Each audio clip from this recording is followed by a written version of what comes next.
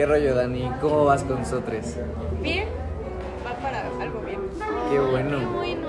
Wow. Oigan, cuando venía para acá pasé, creo que es un teatro, pero ¿saben qué tiene de especial? Sí, es el Teatro de la República, donde se firmó la Constitución de 1917. ¿Qué dio fin a la revolución de México? Sí. ¿Y ustedes saben cómo inicia? Pues yo sí.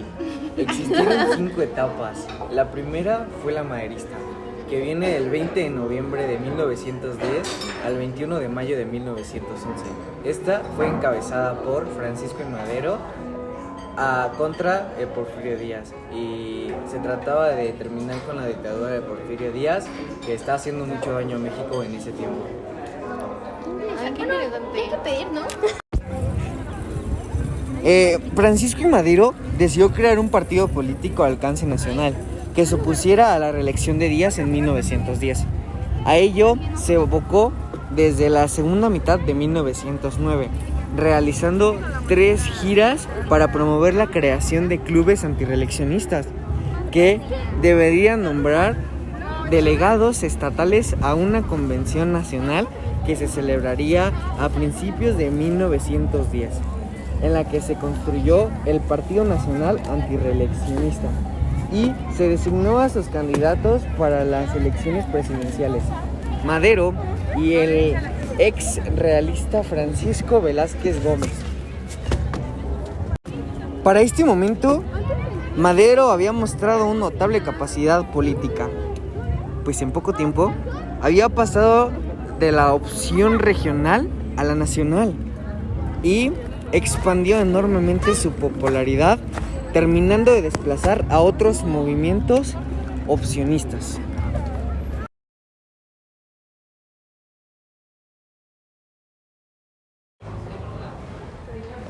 ¿Les cuento algo? De la contrarrevolución. Hagan de cuenta que empezó del 9 al 19 de febrero de 1913 y fue un levantamiento encabezado por varios generales del régimen porfirista y fue en contra del gobierno de Madero. Y después, Huerta aprovechó las circunstancias para pactar con los sublevados y traicionó al presidente. ¿Lo pueden creer? No, qué interesante. El 19 de febrero asumió el poder y en pocos meses se convirtió en dictador. Qué interesante. Aureliano Blanquet, incondicional de Huerta, aprendió a Madero y a Pino Suárez en Palacio Nacional. Gustavo I. Madero fue detenido en el restaurante Gambrinos y esa noche fue asesinado brutalmente en la Ciudadela. El 18 de febrero fue el día de la traición. Henry Lane Wilson ha sido el peor embajador estadounidense en la historia de las relaciones entre México y Estados Unidos. Desde la embajada, Wilson inició una campaña sistemática para desprestigiar el gobierno de Madero. Enviaba informes a Washington en los cuales describía un México al borde del abismo, un país asolado por la violencia, inestable, e insistía una y otra vez en que no había más lugar peligroso en el mundo para los ciudadanos estadounidenses que el territorio mexicano. Por si fuera poco, su opinión sobre Madero no era muy halagadora. Huerta asumiría la presidencia del país, nombraría un gabinete integrado por reillistas y felicistas y convocaría elecciones para que Félix Díaz pudiera competir y llegar al poder. Para consumar el plan y que todo pareciera legal, era necesario que Madero y Pino Suárez renunciaran voluntariamente, y en la mañana del 19 de febrero, Pedro Lascurain, secretario de Relaciones Exteriores, se presentó en la intendencia del Palacio Nacional.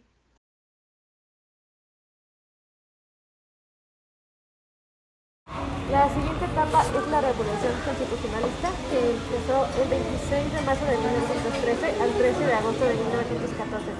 Fue encabezada por Venustiano Carranza y su objetivo era político: restablecer el orden constitucionalista que fue roto por el Estado huertista. Wow. Victoriano Huerta ocupó la presidencia el 19 de febrero de 1913 al 15 de julio de 1914. Aunque con la caída de Madero de la vieja clase política llegó a pensar que el regreso del Porfirio Díaz. Lo cierto era que Huerta jamás consideró entregar el poder a los porfiristas, ni estaba entre sus planes de restaurar el viejo orden. Quería construir un régimen nuevo, propio, de corte militar, que reencauzara el país en el camino del orden y el progreso. Para garantizar el control sobre la mayor parte del país, Huerta colocó militares en casi todas las gobernaturas de los estados que le eran leales. Y para hacer frente a la revolución que estalló en Coahuila a finales de marzo de 1913, los hilos de la política mexicana y tenía un colmillo bien retorcido forjado por la experiencia de los años. Había sido presidente municipal de Cuatro Ciénegas en Coahuila, que era su lugar de nacimiento, diputado local y diputado federal y senador. Además intentó llegar a la gobernatura de su estado, pero como no contaba con la bendición de Porfirio, pues le cerraron las puertas. El documento con el que Carranza se levantó en armas contra Huerta fue conocido como el Plan de Guadalupe porque fue firmado en la hacienda del mismo nombre el 26 de marzo de 1913. En su plan, don Bueno repartió culpas, acusó a Huerta de haberle traicionado al presidente Madero, quien le había confiado la defensa de las instituciones y de la legalidad. Acusó a los poderes del legislativo y judicial de haber reconocido y armado con el nuevo gobierno y acusó al ejército por golpista. Razones suficientes para desconocer al nuevo ejército, al nuevo gobierno y tomar armas en su contra. Para cumplir con sus fines, Carranza propuso la formación de un ejército dominado constitucionalista porque pretendía restaurar el orden constitucional roto por el golpe de Estado. Él mismo se autodenominó primer jefe de dicho ejército y estableció que el triunfo del movimiento ocupase la presidencia del país y provocara las nuevas elecciones. Desde finales de marzo de 1913, cuando comenzó la revolución contra Huerta, grupos de distintas regiones del país fueron sumándose a la causa. El ejército constitucionalista estaba formado por 4 divisiones principales: la del parte del norte, cuya zona de operaciones era Coahuila, Durango y Chihuahua; la del noroeste, que era Nuevo León y Tamaulipas; y la del centro en Zacatecas y los estados del Bajío.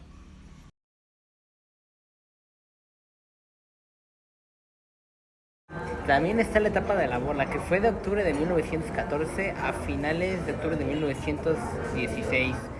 Una vez que terminó la revolución contra Huerta, se desató la lucha por el poder al interior de la propia revolución, en los campos de batalla de Carranza y Obregón contra Villa y Zapata. ¡Wow! El término de la bola se utilizó para llamar a quienes andaban de aquí para allá, conformando los batallones de los tiempos de la revolución, aunque el concepto surgió en el siglo XIX, para designar todo lo que implicaba que se acercaban las tropas: robio, incendio, depredación y todo lo que sufrían las personas que estaban alrededor de los grupos bélicos durante la guerra.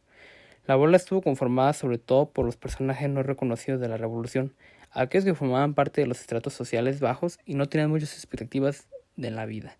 Para ellos y ellas, unirse a la lucha armada podía significar un mecanismo para tomar parte en este suceso histórico, conocer la vida fuera de su pueblo o, en el mejor de los casos, ascender en el ejército por sus méritos y quizás acceder al poder. Como conclusión, yo pienso que fue un levantamiento armado que cambió al país entero. Considero que todos los movimientos sociales influyen de alguna forma a cómo se vive en la actualidad. La revolución logró muchos grandes cambios políticos y sociales que quizás hoy viviremos de una forma completamente distinta de no haber sido por esa lucha.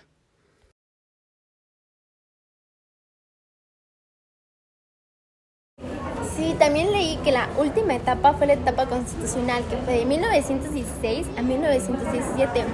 Carranza, con la victoria en las manos, convocó un congreso constituyente aquí en Querétaro para que le diera a México una nueva constitución, en la cual se incorporaron todas las demandas socioeconómicas que le había dado sustento a la revolución.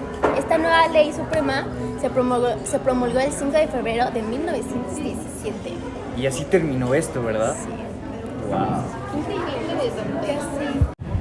Después de largos e intensos debates, los diputados constituyentes recogieron las demandas sociales, políticas y económicas que le habían dado sustento ideológico a la lucha de armas.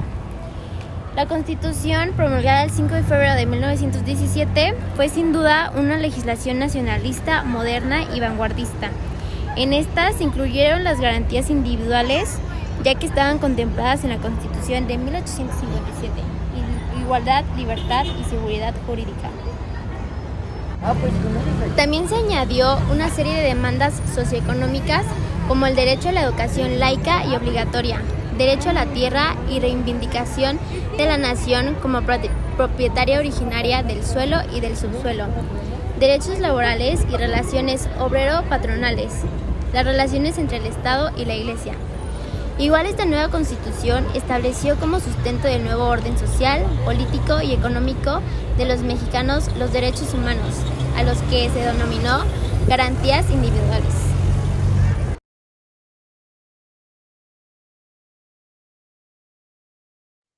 La Revolución Mexicana se me hace como un tema bien complejo, ya que todos estaban contra todos. Durante el desarrollo de este proyecto, me di cuenta que no hay mención del papel que jugaron las mujeres en esta guerra. Hablamos sobre los hombres, de los cuales se supone que aprendemos, ya sea Villa, Carranza, Huerta, Madero, Zapata o de quien tú quieras, pero nunca se habla sobre las mujeres, las cuales participaron como enfermeras, editoras del periódico, apoyaron en el equipo militar, las líneas. De hecho, en la mayoría de los casos, ofrecieron sus servicios de manera voluntaria. Creo que es muy importante tener esto en cuenta y darles el reconocimiento que se merecen, ya que se tiene como una idea bastante folclórica de ellas. De ahí el corrido La Adelita.